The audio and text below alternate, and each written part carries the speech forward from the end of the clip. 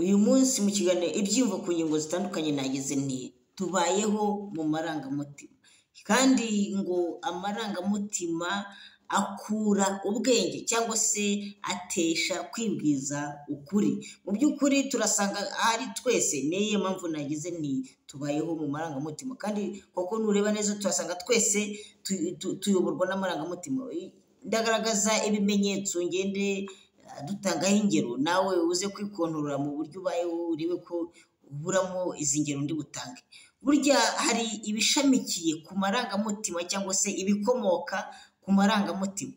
Amarangamutima ni umuzi w'ibishami byinshi, harimo urukundo burya ni amarangamutima. Urukundo rukomoka ku marangamutima, kuko urukundo rwinshi ushobora kugira urukundo ku buryo ugira umukobwa ukunda cyangwa umusore ukunda, bamwe babonaho inenge bakavuga ati ariko uriya muntu ubona ameze gute, wowe abakubwira ko ari inenge wowe ukabibonamo uburanga, cyangwa se ugasanga umuntu baravuga ati umuntu ni ikishi, kubana nawe bisaba kumira umwuka, bazagufunga umwuka, ariko wowe ukavuga ati nzihangana, kubwo rwa rukundo rushibuka mu marangamutima yakuyoboye, agakura kwibwiza ukuri ngo ureke kuhishira umurozi, kuko ngo uhishira umurozi akakumaraho urubyaro.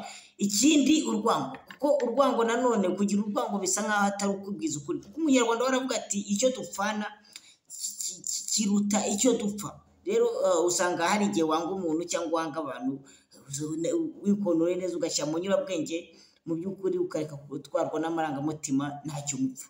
Ikindi isoni, burya ngo isoni zinarisha uburozi, niko umunyarwanda yavuze. Isoni zirisha uburozi kuko usanga nazo zikomoka ku marangamutima. Ikindi amakenga yo, burya amakenga anatesha amahirwe.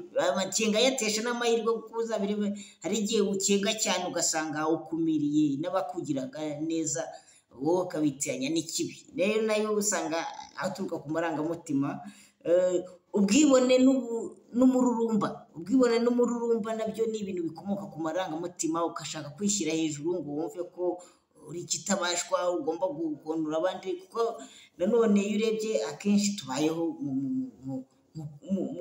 mu gitutu cyo gushaka ngo batubone. Ntabwo dushaka gukora ibyo twebwe dutekereza ngo bijyane natwe, ahubwo hari igihe usanga dushakamo n'ibyubahiro n'iki, ugasanga ugiye hari n'abemera bakipasa muremure bakagura n'ibyo bakabaye batagura kugira ngo bakunde bagumye bagaragare neza. Uko ni ugukoresha amarangamutima agutesheje kwibwiza ukuri. Icyitwa imyemerere, burya imyemerere ni ikintu kibi cyane, kuko imyemerere ishobora kukuremamo imyumvire mibi cyane, ubwo ugasanga hari umuntu babwira ati rwose urarembye, kandi rwose nubwo urembye burya hari umuganga wa gakondo ushobora kukuvura bigakunda. Rero nyamuneka muyoboka ati reka buriya njyewe ngo ntabwo nkorana n'ibiterekero ry'ibishenzi biriya n'ibishitani. Ugasanga umuntu azarinda no kugwa mu nzu, kandi ngo kubera imyemerere yegeramo ngo ngakorana na kirisitu ngo ntabwo wapi. Ugasanga hari n'abandi bantu muri korona banze kwikingiza ngo korona, ngo inkingo ngo ni cya kimenyetso cy'inyamaswa cya 6 sinzi 3 bavuga.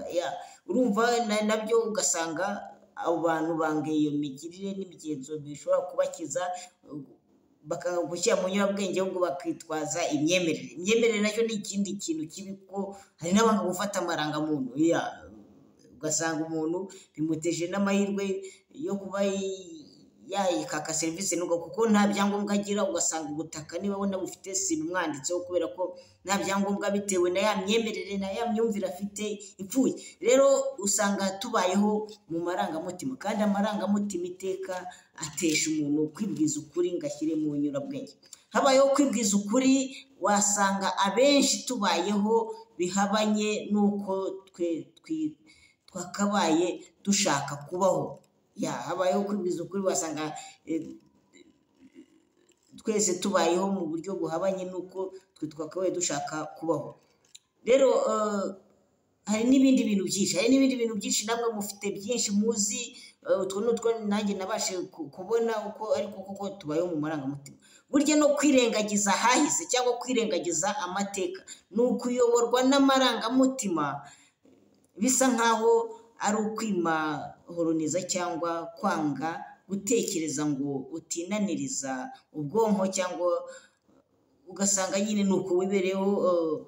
Ariko burya amateka aba aduhishiye byinshi by'ubwenge byubaka, ko ahahise hacu, aho twahise tunyura, aho twavuye, ni ahantu twahuriyeho na byinshi. Rero ibyo byose ni akabando gashobora gucuma iminsi, kuko ngo utazi yava ntamenye yajya. Rero usanga mu mateka yo tuvomayo byinshi. Mu mateka usanga atwigisha uko tugomba kubaho, uko tugomba kugenda, uko tugomba kubana ubwacu n'abacu mu muryango, biva mu muryango tukagomba no kubana n'abandi hanze, sibyo? Tukiyubaka, ko tugomba kurema imitekerereze n'ingendo zacu. Rero usanga akenshi tubayeho mu buryo buhabanye no kwibwiza ukuri ngo tugende uko byagakwiye. Abenshi rero habayeho kwibwiza ukuri, wasanga tuhabanyije n'uko tubayeho. Wasanga uko twe dushaka kubaho tubyirengagiza, ngo tugashaka mu yindi migenzo isi idututiriramo kugenda. Sawa murakarama, nagira ngo nako nkanyuzeho, nyamuneka mwibuke gukora subscribe no kuri YouTube channel Matine Art, ubundi tujye tubana, like, igitekerezo, comment, ndabikeneye rwose, ni ingenzi. Ubundi ibihe byiza kandi murakarama.